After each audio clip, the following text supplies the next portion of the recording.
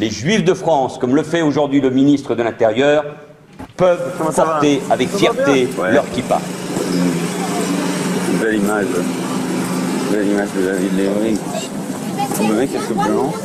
Non, quelques blancs, quelques white, quelques blancs de côte. Ça va s'appeler le vrai visage de Manuel Valls, parce que je pense que Manuel Valls a un gros problème d'identité. Il a une espèce de double visage. Dans cette période de crise que nous traversons, ce que les Français nous demandent, c'est pas d'agir, c'est pas de répondre à leurs attentes, à leurs craintes, à leurs peurs, à leurs angoisses. L'immigration, sur l'islam, mon rôle évidemment comme ministre de l'Intérieur, c'est pas d'apaiser en disant la vérité aux Français. On ne peut pas changer de discours. Pourquoi ? Parce que dans cette période de crise que nous traversons, tous ceux qui s'expriment jouent avec le feu.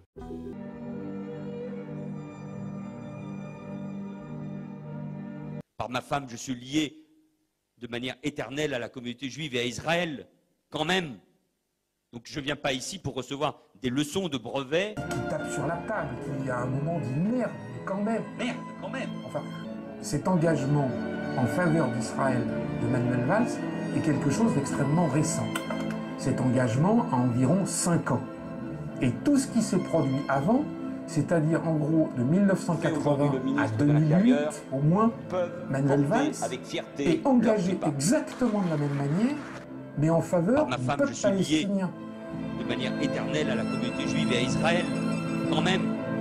Ce qui a été gommé, qui ne figure dans aucune biographie, les journalistes qui savent ne veulent pas que ça se sache, et personne n'en parle. Or, il y a des écrits qui existent, il y a des documents qui existent, et ce sont des choses qui sont publiées à l'intérieur du vrai visage de Manuel Valls. Et donc je vous ai donné la primeur d'une vidéo stupéfiante que j'ai découverte, où Manuel Valls, en 2008, plante un arbre, un olivier, en faveur du peuple palestinien, et où il prononce un discours filmé qu'il suffit de regarder. Je pense évidemment peut-être d'abord aux habitants de la bande de Gaza, enfermés, qui vivent une situation infernale dans tous les sens du terme.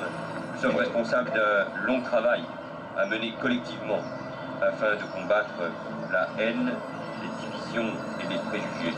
Et tout ça sur fond de drapeau palestinien. On a l'impression de rêver, puisque aujourd'hui, il est invité régulier du dîner de gala du CRI. Il se produit au Fonds social juif unifié. Il est bien reçu par le Congrès juif mondial.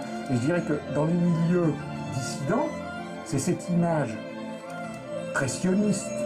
On connaît Manuel Valls. Parce que l'antisionisme, c'est la porte ouverte à l'antisémitisme.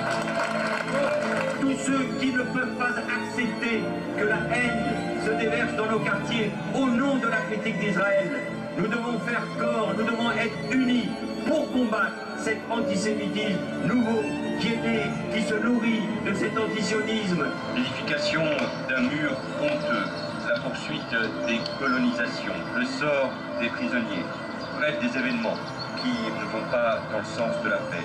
Mais cette critique de l'État d'Israël... C'est moi, qu'est-ce qui se passe, mesdames?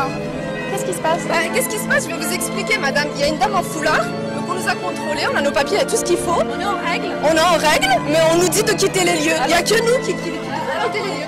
Aujourd'hui, le ministre de l'Intérieur, TF1 sait, Mediapart sait, Politis sait, Le Monde bien sûr sait que cet homme a eu un engagement extrême en faveur de la Palestine. éternelle à la communauté juive et à Israël, quand même, merde, quand même.